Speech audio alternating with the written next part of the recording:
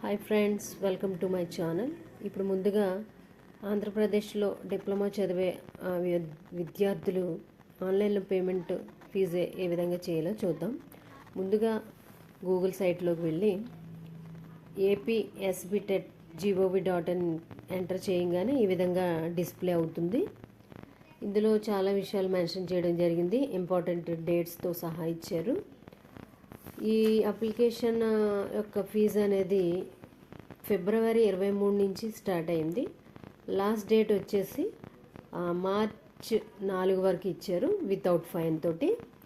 అదేవిధంగా with penalty తోటి అయితే మార్చ్ 7 వరకు టైం ఇవ్వడం జరిగింది. ఇంకా హెల్ప్ లైన్కి సంబంధించిన హెల్ప్ డెస్క్ కూడా ఏర్పాటు చేయడం జరిగింది. ఏదైనా ప్రాబ్లం వస్తే మీరు అందులో చూసుకోవచ్చు. ముందుగా మనం పైకి స్క్రోల్ చేసుకుని చూసినట్లయితే C16 మరియు C23 అనే రెండు ఆప్షన్స్ కనిపించాయి. C16 అంటే సప్లిమెంటరీలో రాసే విద్యార్థుల కోసం దీన్ని ఏర్పాటు చేయడం జరిగింది. అదే C23 అంటే రెగ్యులర్ ఎంప్లాయీస్ కోసం దీన్ని చేయడం జరిగింది. దీనికి ఈ విధంగా ఆన్లైన్ C23 అనేది ఓపెన్ చేసిన వెంటనే ఈ విధంగా ఒక బాక్స్ ఓపెన్ అవుతుంది.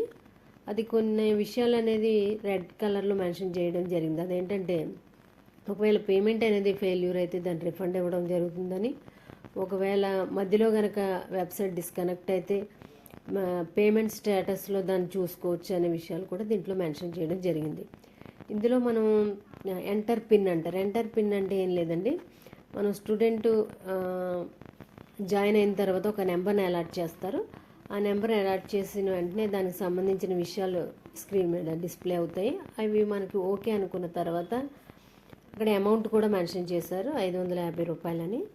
మనం ఆన్లైన్లో నెట్ బ్యాంకింగ్ ద్వారా చేస్తే ఒక 17-18 రూపీస్ ఎక్స్ట్రా ఛార్జ్ అవుతుంది.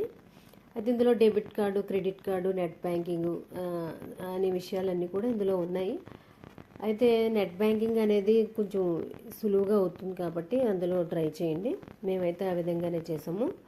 అయితే డెబిట్ కార్డ్ ద్వారా చేయడం ద్వారా ఏంటంటే ఇందులో only debit card, RuPay card కాకుండా ఓన్లీ డెబిట్ కార్డు ఉన్నదమే దీన్ని యాక్సెప్ట్ చేయడం జరుగుతుంది. కాబట్టి ఓన్లీ డెబిట్ కార్డు ఉన్నదే నెంబరు, CVV, ఎక్స్పైరీ డేట్ అవి నమోదు చేసిన తర్వాత అమౌంట్ ఆటోమేటిక్గా డిస్ప్లే అవుతుంది. అది ఓకే చేయంగానే మనకి అమౌంట్ అడుగుతుంది. అది పే చేసేస్తే వెంటనే రసీదు అనేది డిస్ప్లే అవుతుంది. దాన్ని ప్రింట్ తీసుకుని ఒక కాపీ మన దగ్గర, ఒక కాపీ స్టూడెంట్ అది కాలేజ్ వాళ్ళకి సమర్పిస్తే ఇంతటితో ఈ పని ముగుస్తుంది. Thanks for watching.